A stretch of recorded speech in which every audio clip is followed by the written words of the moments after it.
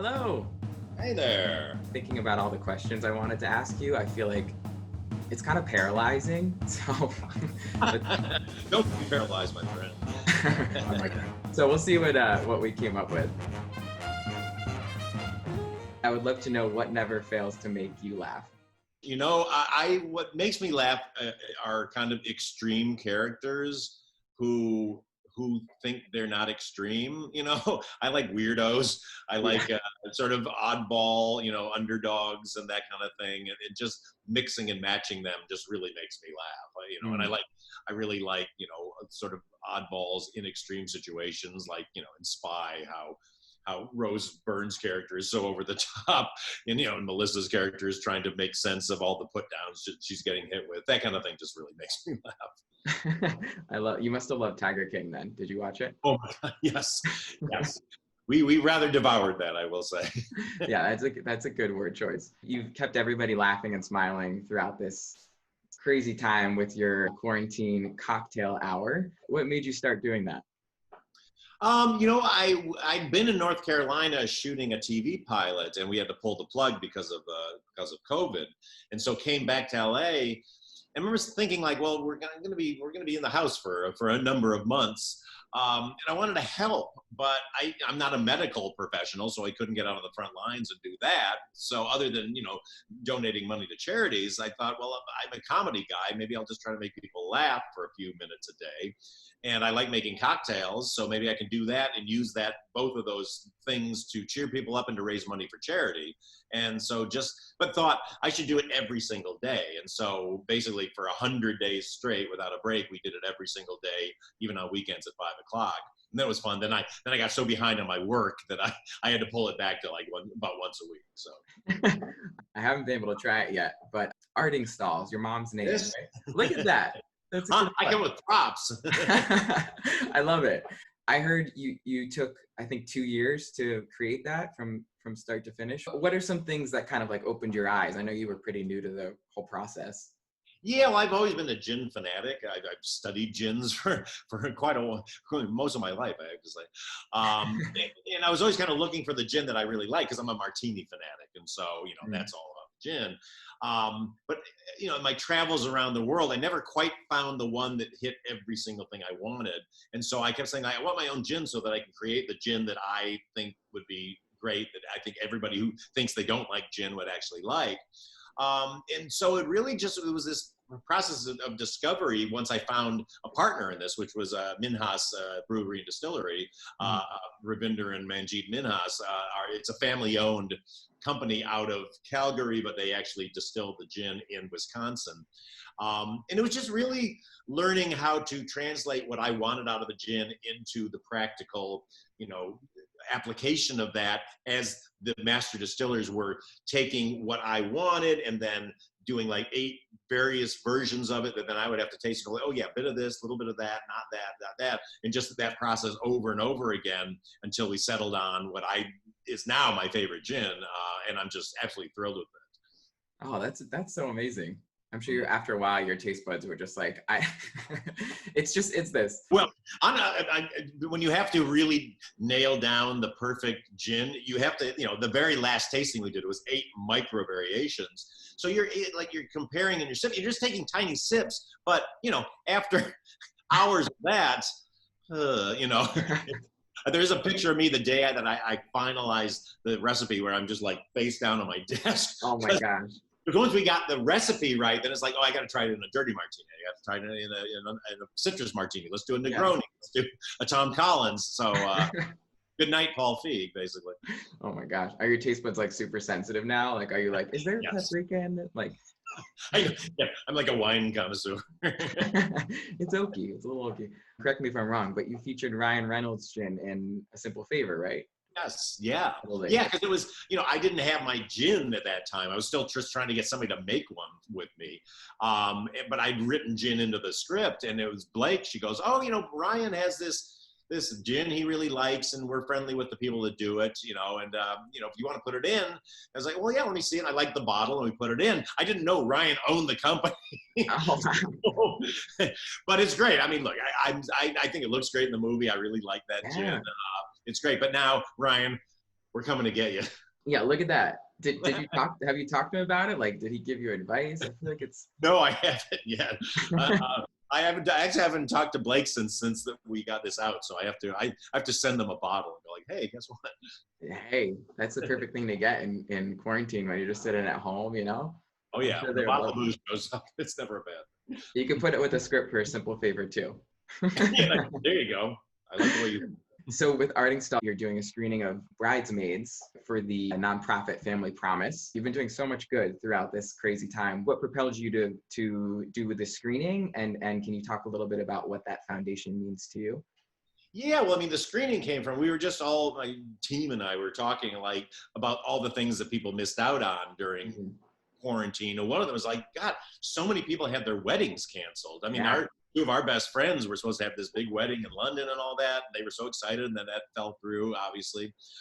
And so just thought like, well, I made this movie called Bridesmaids, which everybody, you know, really seems to like and still enjoys. So why don't we do like a watch along? You know, we'll do it for charity, you know, and like you say, we're going to raise money for Family Promise. It's free to join this. We register for free for the thing, but whoever registers, we're giving $1 to this, you know, to this charity. So hopefully we can get a lot of people registering, so we get a lot of money to them. And it was just a way to, again, I keep trying to, you know, I'm not a medical professional, so I can't help with the pandemic in that way. All I can do is try to give money, help raise money, and try to lift people's spirits. And so this seemed like a fun way to do that. Basically what it is, you know, over Zoom, we'll all get together over Zoom, and then however you want to watch the movie on an iPad, on your TV or whatever, we'll just kind of start the movie at the exact same time. And then I'm going to, throughout the movie, kind of, you know, call out different stories and behind the scenes things. And then at 3 points during the movie, we're going to stop and we're going to make a cocktail. I've invented 3 original cocktails for the movie, Wow. all starring my gin, but still, but they're all fun, very different ones. And then we might have a special guest or two that shows up to talk to us. And it's just gonna be a lot of fun.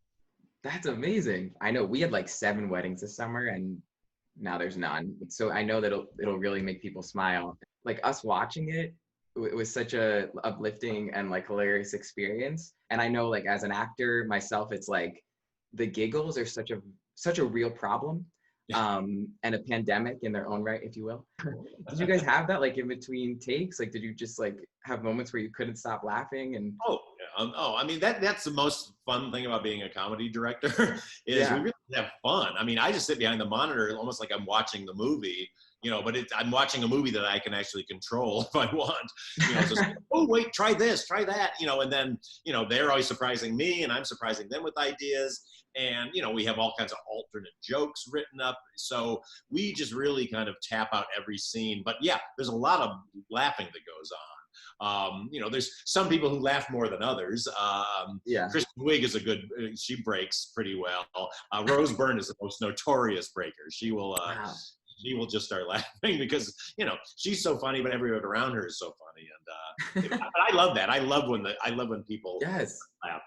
Did any of those make it into the movie? Like, were there any little cuts where someone's kind of smirking? Yeah, I mean, you know, what we do is, you know, I do what we call cross shooting, which basically like the way you and I are talking right now, I have a camera on both of us, you know, so when they're surprising each other, it gets in there. Like, you know, that opening scene where they're in the coffee shop, you know, the way they're joking around, Maya and Kristen, that was them kind of, you know, surprising each other with things, you know, like when Kristen had the stuff on her teeth, that was the first time she ever did that.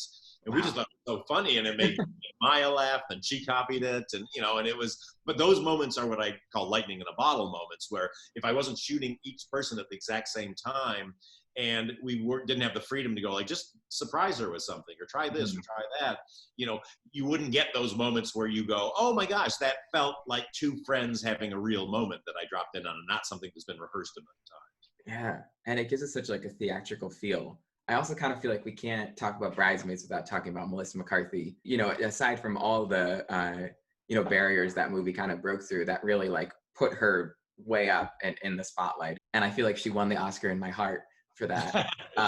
Yours and mine both. But she tells a story, and I've heard her talk about it so much, and I know you've talked about it a little bit, but she says she thinks she like bombed that audition, and she remembers going in the car and being like, I disappointed my friends and I wish I could have one more shot. Your experience was the opposite, obviously. It was funny because we'd seen, you know, I mean, we saw every talented person in town for that movie, and you know, so many great choices, but it was just the one role where we were like, have we found it yet? Like, have we gotten the perfect person?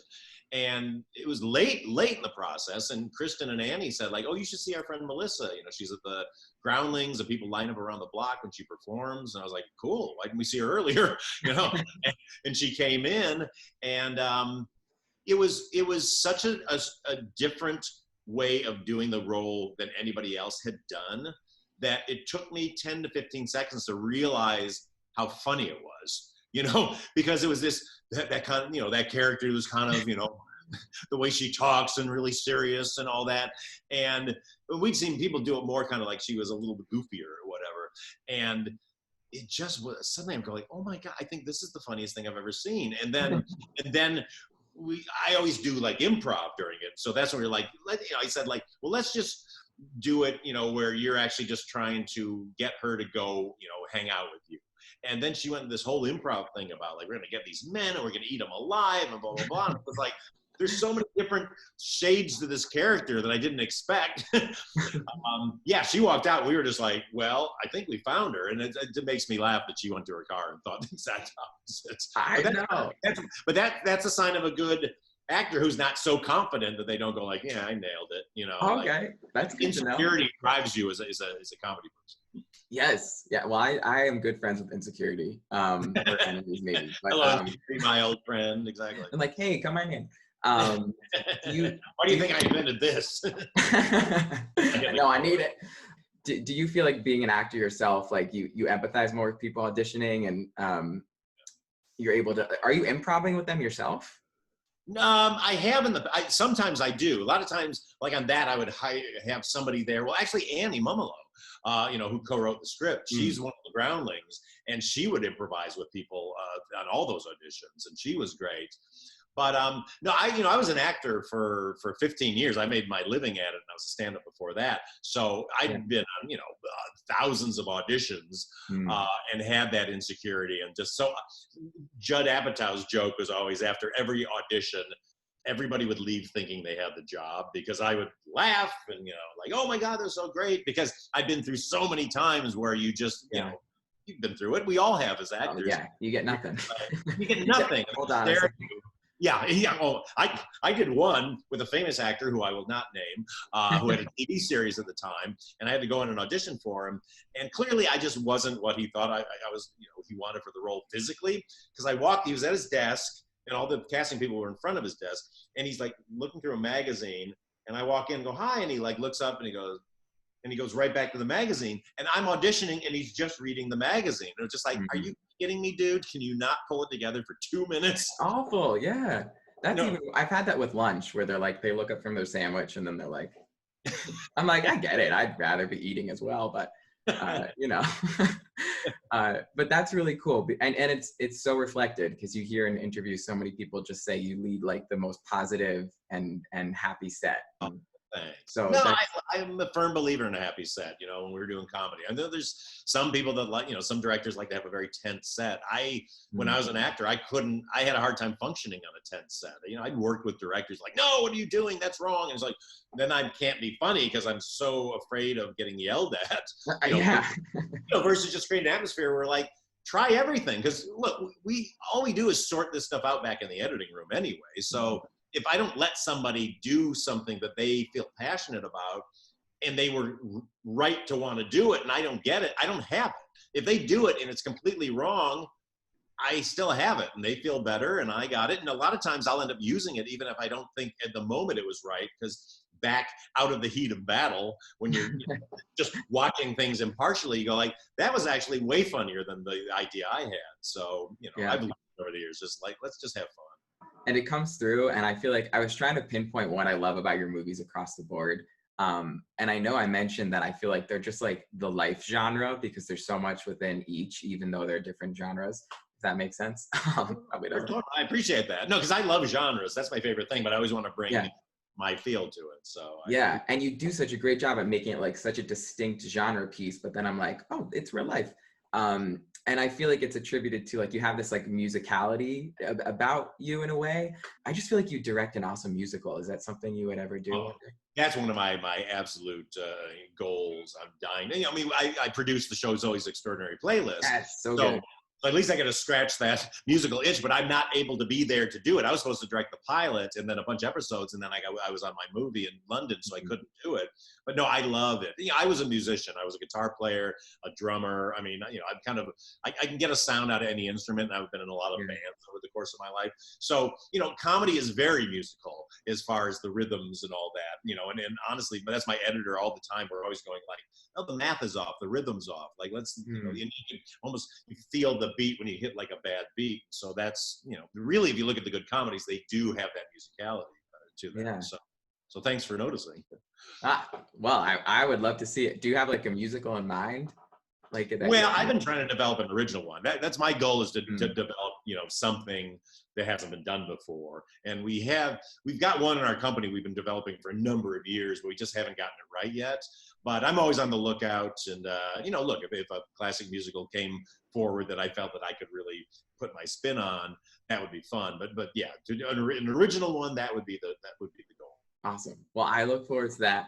This is for Ola, so I should ask you. I saw you're working on 24/7 with Eva Longoria. Yeah, I was just talking to Eva just an hour ago.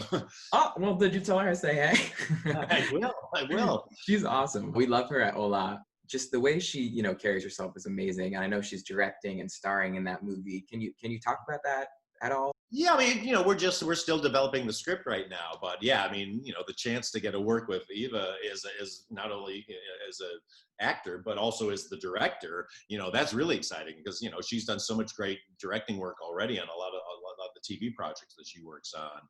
And so we're just really excited. It's a really fun script that's kind of like a modern, you know, modern telling of 9 to 5, I would say. And it's just gonna be a lot of fun. It's gonna be That's awesome. Yeah. Love Dolly Parton's. Yeah, the chance to get to work with Eva is the greatest, who's out on the campaign trail right now and doing great. And Kerry Washington, right? Yeah. Who another person I'm in love with. So oh my gosh, I'm very lucky in my career. I get to work with really amazing people. You are, but you give back, so you give what you get, and you're, you know. Well, I don't take it for granted. Let's just say that. I love that. Does this make it a little, I mean, it's a sucky time, but, you know, slowing down, does it make it a little easier to develop scripts, like having more time? Yeah, it's definitely a reflexive time, however you say it. You know, because we're always running so fast, you know, and just always the projects are coming and we're in the middle of it, that, you know, look, there's nothing good about a pandemic. It just, you know, it definitely has been time to kind of go like, all right, let's just sort everything out, you know, and it's been great. And, you know, and I've been getting ready for my next project, which is this big Netflix movie I'm doing called The School for I saw that. Yeah. And I'm really magical. It's going to be fun. It's going to be a lot of different tones in there, but all good. It's going to be scary and funny and big and fun to watch. And I'm really excited about it. I can't wait to get about that. Wow, that's awesome. I feel like all my questions are just compliments, and then I'm like, oh, throw a question mark in there, throw a question mark. Well, I've got no problem with that. So. Oh, well, okay. Let me pull one out of the jar. I feel like your movies overall, they're really gifts for people. They're just like these nicely wrapped presents, and I guess I'll keep going with this like cheesy metaphor. The bow on top, I feel like, is that you really champion and provide complex characters for women, which is like it should be obvious, you know, they deserve that, but that hasn't always been reflected in the entertainment industry. And I really, you know, that's one of the things I respect most about you and that I love about your work is that you amplify women's voices, and you're just such an incredible ally, and I strive to be that way, and it inspires me. So, you know, you work with Reframe and just all your movies. I mean, it's right there. The proof is in the pudding. Question. So I was wondering what drives that for you? What is that? It's just there's so many talented women I've known over the course of my life and living out here in Hollywood, and you know, grew up watching old movies where the you know, the relationship between men and women was very equal. You know, if you look at those old movies from the 30s and 40s, like, you know, the women were funny and you know, they weren't subservient to the men in the movies in general. especially in the comedies. You know, if you look at The Thin Man and those kind of things, and you know, Mhm. just bringing a baby, you know, it goes on and on. And then as I got older, you know, seeing, especially in comedies, women portrayed so one-dimensionally that it made me feel sick, because I was kind of, you know, watching guys. Guys got everything, you know. They got to be the funny ones and this, and the women are just, you know, either the prize or the irritant in their way.